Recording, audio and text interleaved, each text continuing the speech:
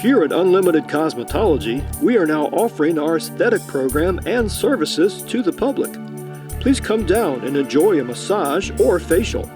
We offer waxing, lashes, and brow services. Call and set up your appointment today. Services start at 5 p.m. We're located at 102 Broad Street in Hattiesburg.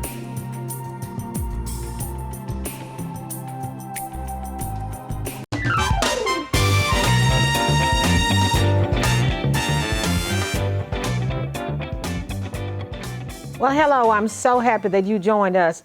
I'm excited today because I have a lady with me that is so profound in things that you are going to be interested in. I met her a few months ago and God orchestrated this thing, so we met again yesterday so that we could connect today.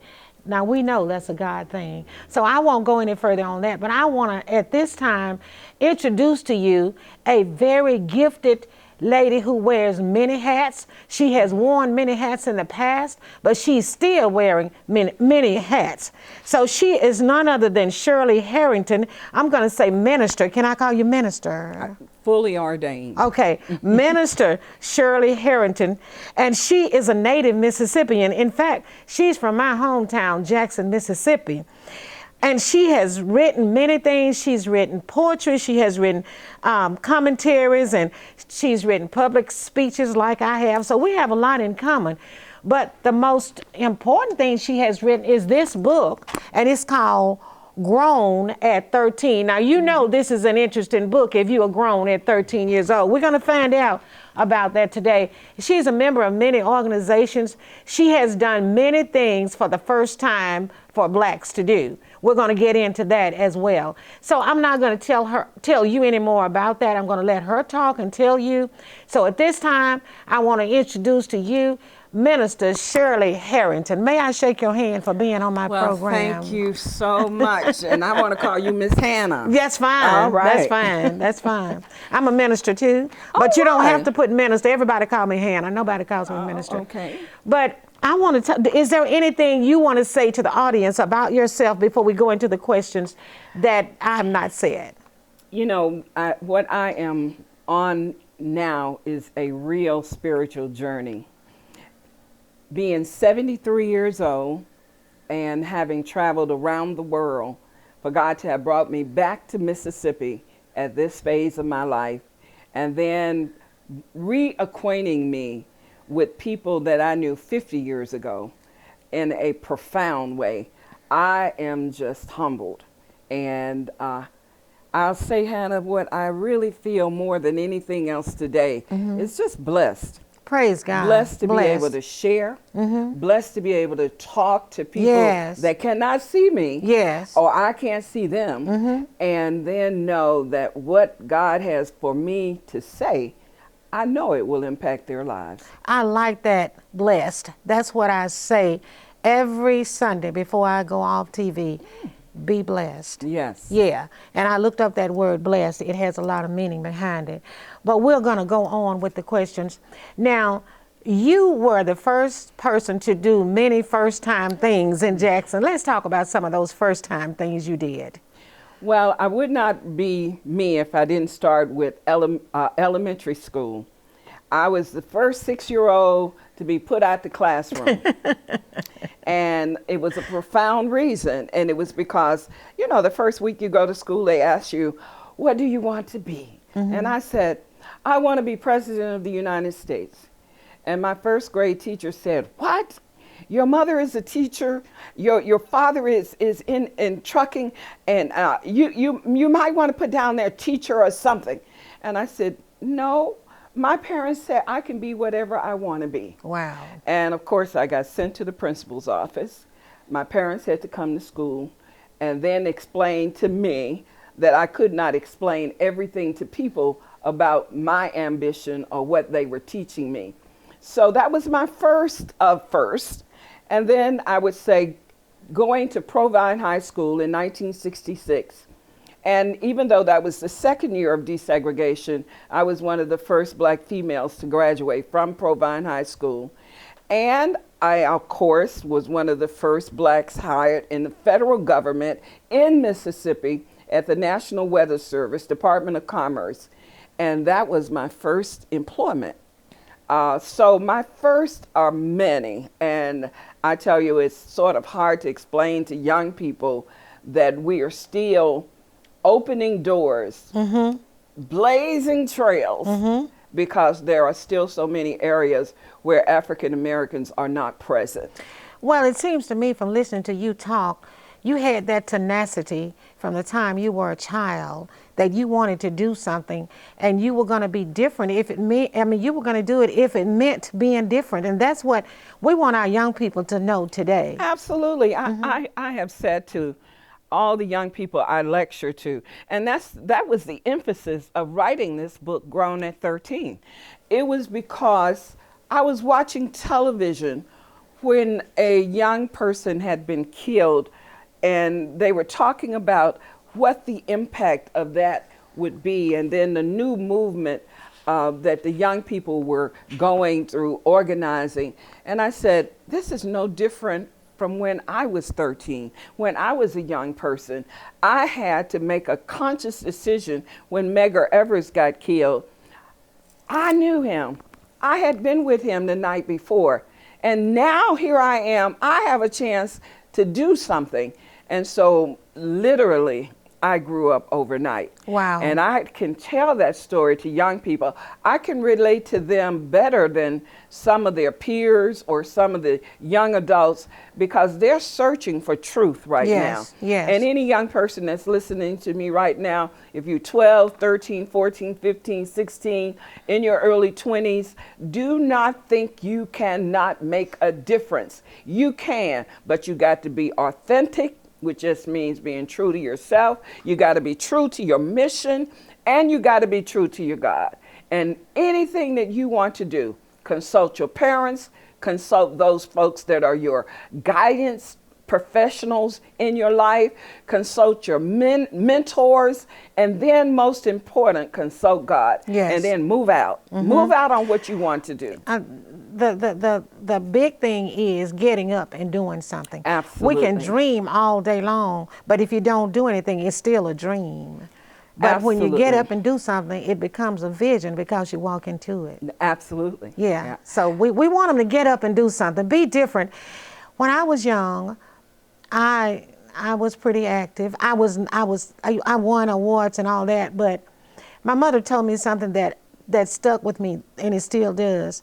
She said, you stand up for what you believe in. If everybody else is saying something different, don't you change. You stand for what you believe in. Well, let me tell you, that story about the 6-year-old is in the book. That 6-year-old Shirley, I was so afraid that my mama was going to really get me. But she walked into Principal Robinson's office, and back in that day, the rooms were not private. There was air circulating between the rooms, so I could hear everything they were saying. And she said in her own sweet voice, Principal Robinson, we teach our children to be obedient, but we also teach them that they can be whatever they want to be. And when she said that, I can just remember it like it was yesterday. My little chest stuck out. But then she came out and told me I had to go back in and apologize to the teacher. But that's sad for you to have had to apologize for sharing what you wanted to be when you grow up. That shows that that person was not where they were supposed to be. They were not ready. And there are so many counselors, unfortunately, today that are not giving young people proper guidance, Right. so that they can develop their potential. And you said, what all is Shirley doing? One of the things we did 3 years ago was create the Harrington Foundation. And my daughter, Marquita Slater, is heading up that foundation because we want to bridge the gap between what young people are getting in school and what they need to do to develop their thinking, to explore their possibilities. And then we want to help them bridge that gap. That's good. So that Age That's Group good. Foundation online, you can go and look at it. And young people, if you want to contact us, you can call us, you can email us, because we know that if we are going to advance in this world, we are not competing in Mississippi. We're competing with the world. That's right. That's right. Now, I read somewhere when I was studying about you, the excitement you had about the March on Washington. Let's talk about that for just a moment. And that's in the book. At that time, I was still 13. We had raised money. Young people had gone door to door talking to people to raise money for the March on Washington. And then the instructions came. My father was one of the marshals for the March on Washington, Shirley Harrington. There's a brick for him at the Civil Rights Museum in Memphis, Tennessee. And Daddy said to me, "You can't go." I was devastated. So Mom, Stella Harrington, and JB, they packed us up, the three of us, and took us to Grandmama's house. I had to watch the March on Washington from television. But one of the mementos that they brought back was a button that says March on Washington, and it has the black and white hand. I have kept that button since 1963. But what I've gained in not being there was this pride in seeing how black people from all over the country, white people from all over the country were joining hands in hands and saying, we shall get the rights that we deserve. And then having a country, having a president push for the passage of the Civil Rights Bill. And then we getting those first voter registration rights in 1963 through 1965. So I call it rich history of regret and happiness as it relates to the March on Washington. But you have a vivid picture of what it was like during that march, don't you? Oh, it is so vivid. My dad when they came back, one of the things my parents always did, they shared their emotions. They shared their experience with us as young people. And one of the things that was so funny, my father would say, let's see if we can find some footage. I was standing 3 steps down when Martin Luther King said, I have a dream. And we just kept looking.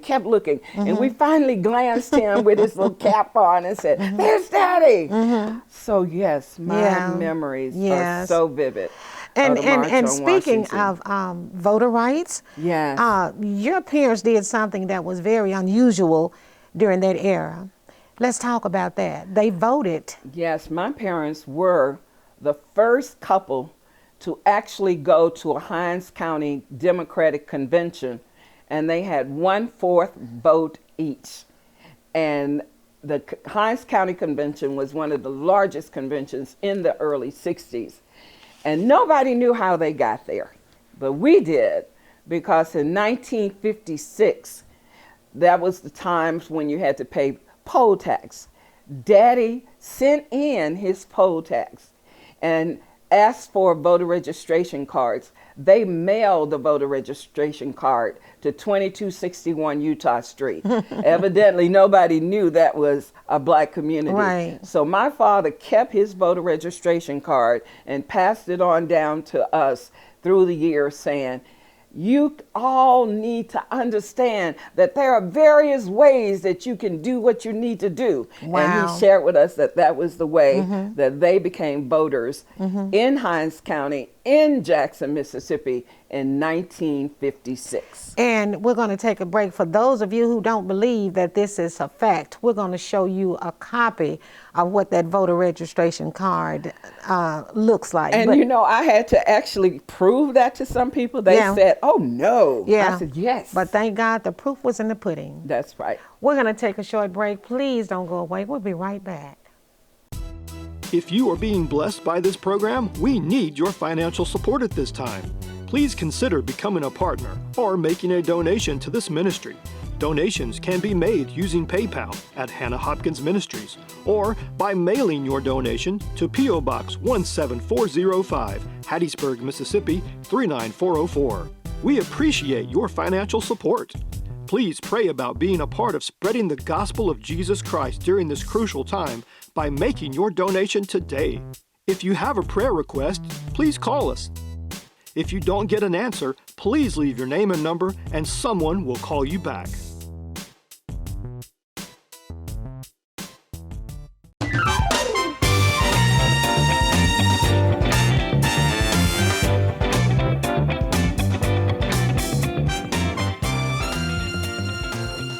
Now, we mentioned a button when they came back from the Washington March, right? Mm-hmm. But you had several buttons. Yes. So let's talk about some of those other buttons.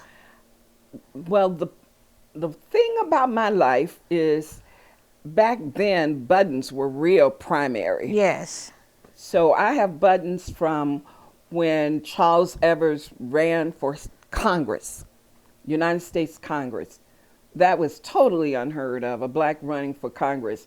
But when Charles Evers came after Medgar was killed and became the state field director for the NAACP, he started doing all kinds of things that had never been done. Mm-hmm. So I was just a child working in his campaign, and I had my nice button on. And I'm telling you, it was a point of pride for me that I would be able to wear that button. Right. I think we have some pictures of those buttons. I think we're going to show those to the audience, but go ahead and talk about your other buttons. The 18-year vote. I wasn't even 18 when they came up with the campaign to get the amendment passed so that everybody that was 18 could vote. And so I have my button that I wore through all of that campaign to get the right for 18-year-olds to vote. And I was just so proud that I was able to help get that legislation passed with the work that we were doing throughout the country. Now, did you go to Jackson State or Tougaloo or out of state? Where did you go to college? I have the most unusual path of education that there could possibly be. Okay, let's talk about it. When I went to Provine High School in 1966, and I was advanced, so even though I was just 16 years old, I was already a senior, leaving Brinkley Junior Senior High School. When I was ninth grade, they didn't really know what to do with me. I had so much understanding, and I actually read every book that they could put in front of me. They just put me in ninth grade classes when I was seventh grade. Okay. And that way, keep my attention span. So by the time I was ready to help in desegregation of public schools, I was already at the point of senior level, and I only needed a couple of more courses. So I went to Provine, I went to summer school, and then I graduated a year early. Well, unfortunately, what didn't happen for me is that no one offered me a scholarship. Wow. No one said in the HBCUs, and definitely none of the other schools, that you are ready or you are the kind of college material. The year I went to Provine, no counselor worked with me. So I'm sure none of the major universities ever knew anything about what my grades were like. By that time, I was so angry with the world. I just said, I'm not going to college. I'm not going to worry about this. And I was in love, and I wanted to get married. And my mom and dad reluctantly signed the papers for me and my husband to get married. And we were together for 25 years. And only when I went to Washington, D.C., I went through the divorce, I went to Washington, D.C., the Lord made a way for me to go to school at Lincoln University in Pennsylvania. They used my life experience, my work history, and awarded me 2 years of college. Wow. And a undergraduate degree. And then I went into the master's program at Lincoln. And rather than having 3 years to finish the program, I finished the program in 2 years at 50 years old. Wow. At the top of the class. Now, that's a story within itself. But see, timing is so important. It is. And that's why you don't ever stop. A delay doesn't mean that you're not supposed to go back and catch on. Look what happened to you after 25 years. And the path was not just a straight path. I had worked in Church Women United, had gone to the UN because of work I did at 30 years old. At the UN, I met an ambassador from Trinidad and Tobago. And then 20 more years later, come to find out, he was on staff at Lincoln University. Wow. And called me and he said, "Oh, little lady, what are you doing? Your spirit is bouncing all over the universe." And Dr. Millett signed my papers. Wow. He advised me what to do to get my papers finished to go to Lincoln University. So you were destined to be Absolutely. successful. And that's what Absolutely. I want the young people to know, that God has a destiny for them. But you have to keep going. You can't stop. And you have to believe in yourself. And the destiny was not direct in any way, because this was during the time I was a Clinton appointee. And being a Clinton appointee meant that I had to do tons of work, tons of travel, and then still to be able to go to college on the weekend and a Wednesday evening class in D.C. But you were determined. Absolutely. You have to be determined. That's right. Now, you are part of other Christian organizations, and I read in your introduction where you have written commentaries. Are those the Baptist commentaries that they use in the Sunday schools? No, what I was Tell doing. me what those are. I mentioned the name Church Women United. One of my mentors was Clary Collins Harvey. And a lot of Name people sounds don't familiar. know that name, but she was one of the first millionaires in the 60s in the country.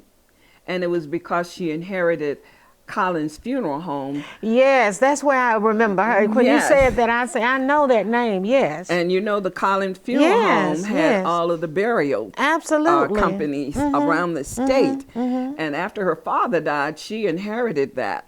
But also the history of Clary Collins Harvey. Dr. Harvey was president of Church Women United in the early 70s. She took me under her wing real early in my life and mentored me about ecumenical work.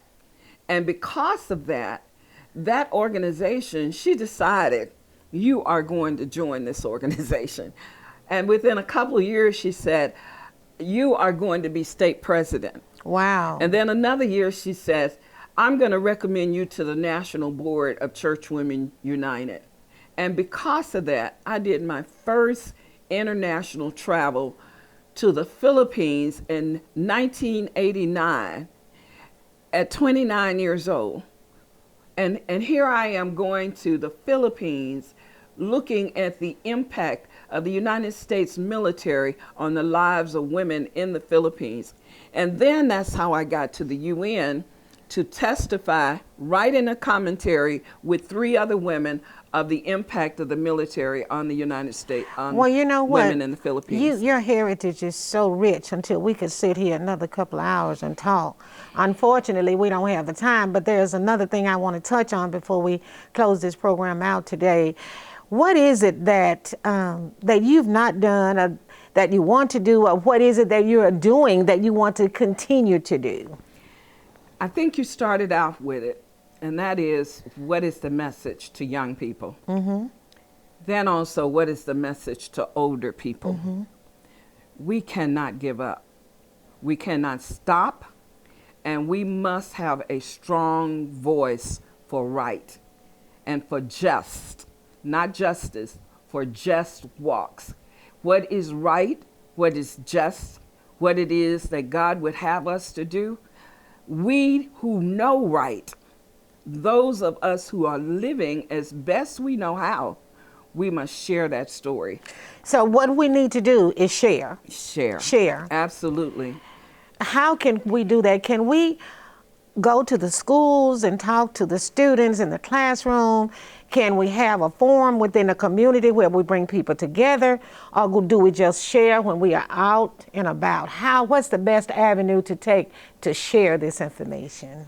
All right, Sister Hannah, you know the reality is it's all of the above. We must share wherever we are. I did a sermon about 3 or 4 years ago about the Committee of One. And truly, at this point in our lives, we do not need any orders from anyone. We can declare on a daily basis what my life is, what my example is, what my voice is. And when we do that, we represent what God would have us to do in walking. He told us not to be fearful. Yeah. He told us to go Be bold and share. And as he said that, you know, what I tell everybody, I say, yes, I'm an ordained minister. Yes, I have been speaking the word of God most of my life. Yes, I can do a sermon by Holy Spirit guidance on a moment's notice.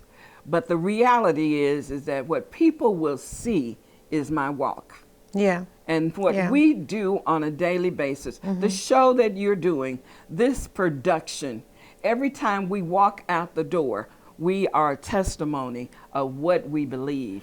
You know, I agree with you wholeheartedly, because when you get our age with the experiences that we've had, just sharing what we've gone through is something to help the young people and other people who don't know to realize that you can go through this. If they did it, we can do it too. And you know, the most important thing, we must mentor. We must share. And meeting young people where they are. I have 11 grands and 7 great grands. They are not on the same level. I have a 35-year-old grand, and then I have a 12-year-old grand. I have a 8-month great grand who has a personality already. She is Miss Queen of the world. Okay. And she will let us know what she likes and dislikes right now. But if we want to mold her, we have to spend time with her. We have to. And that's how it is with the young people. We have to take them where they are with their cell phones and their tablets and not wanting to pay us any attention. And we must pull them by the hand and make sure that they understand we're here for them. That's right. Let them know that we love them and we have time to listen to what you have to say and to provide for your needs. Absolutely. Now, in case you are watching this program today and you've been blessed by it, you can contact Minister Harrington. How can they do that? Well, I tell everyone the greatest way to get me these days is through hgroupfoundation.org. hgroupfoundation.org. O-R-G. Okay. Org. Okay. And if you go on that website, there are all kinds of contacts. It will guide you to how you can get this book, Grown at 13.